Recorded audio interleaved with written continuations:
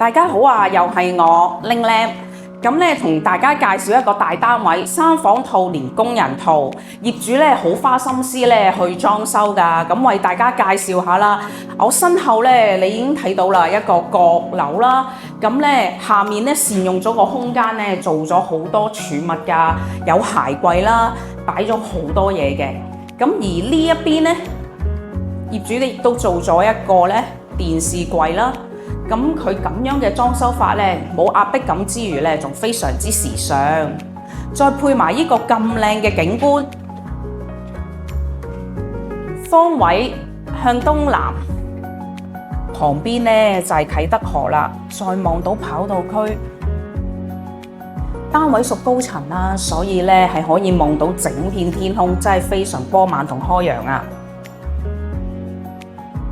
哇！真係意想唔到啊！呢度仲有一個咁闊嘅空間，業主咧真係善用每一寸空間啊！咁咧，我哋去睇埋廚房嘅部分啦。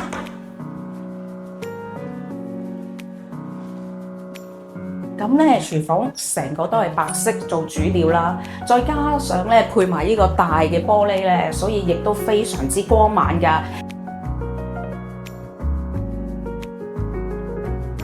呢一邊咧就係工人套房啦，業主咧都做好晒咧啲家私㗎。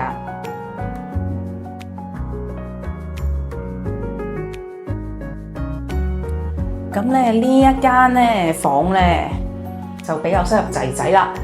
一入到嚟，你睇下真係好有型格啊！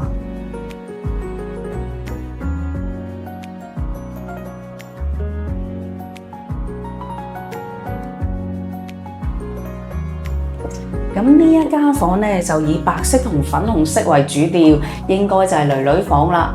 哇！業主真係好有心思啊！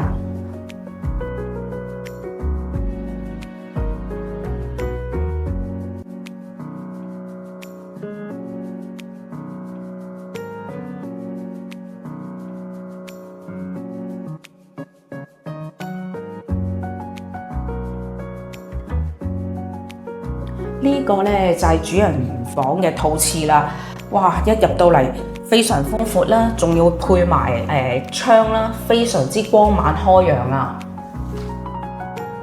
一入到嚟咧，呢個空間咧冇乜壓迫感啦，因為業主真係好花心思咧，度身訂造咧啲傢俬㗎。呢一個櫃啦，同埋呢度仲可以擺到 king size 嘅床添啊！